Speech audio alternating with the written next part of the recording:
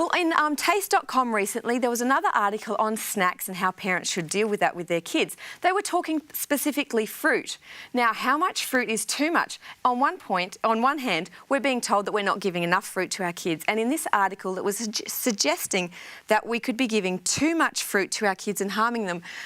We've got Trish, our resident nutritionist, Trish from Sanitarium. Welcome to the show, Trish. Thank you, Rachel. Great to be back. I'm glad. I'm glad to have you here because I want you to help me out with something. There's other articles out there saying that you can have as much fruit as you like and it's fine. So this is hard for me as a parent to reconcile. What do I do when there's two conflicting opinions? Yeah, fruit is such a great choice. It's full of fibre, vitamins, minerals and antioxidants, and we should be encouraging our kids to have fruit every day.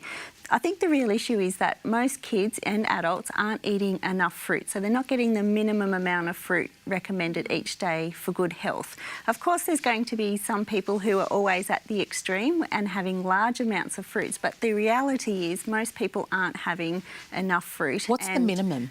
For little kids, the equivalent of what we would say 1.5 servings a day. So an orange or an apple would be a serving, or a banana.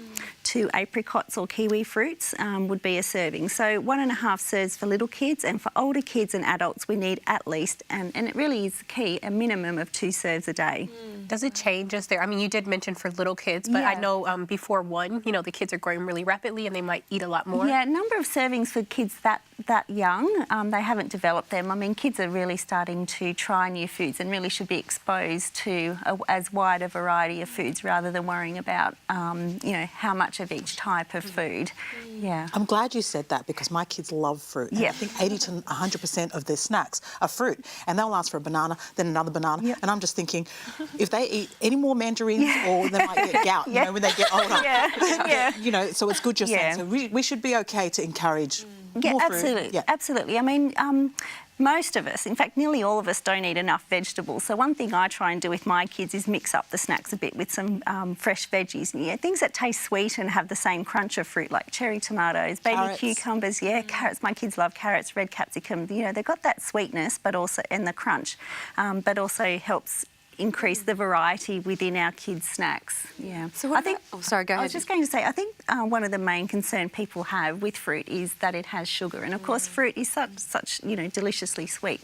It does have sugar, and it certainly does have more sugar than vegetables. But the important thing to remember when we're eating a whole piece of fruit, whether that's fresh or frozen or canned fruit, is that we're getting all of the other goodness that comes in that nature's package from nature. So the fibre that you get in a whole piece of fruit helps mean that it acts like a natural break to stop you eating or overeating too much fruit.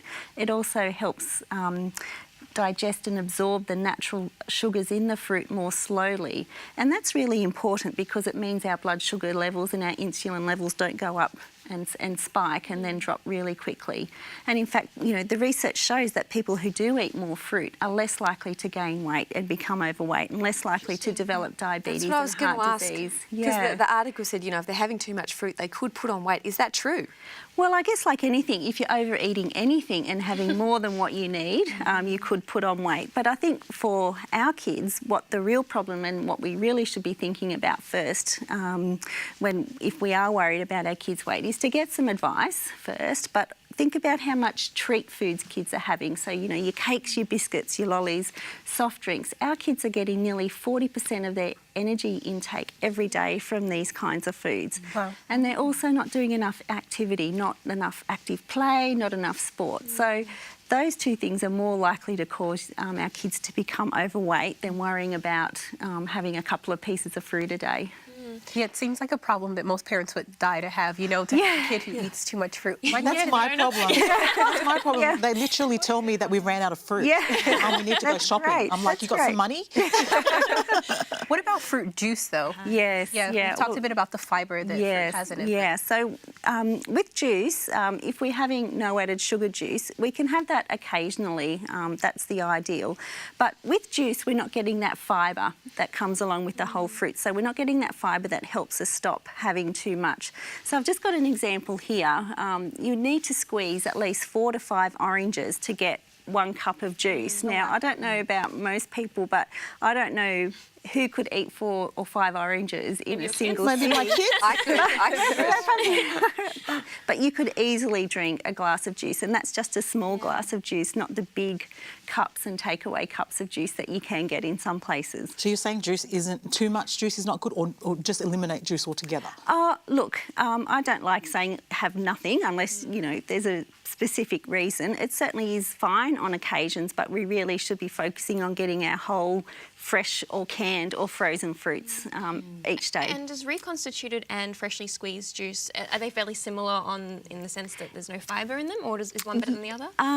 If you squeeze the juice yourself, you can probably add the fibre and the pulp back into your juice. But if you're buying juice yourself from the store, it's most likely won't have the fibre. Oh, Trish, look, that all sounds like good sound advice. It's lovely to have you here. Thank you for clarifying all of that.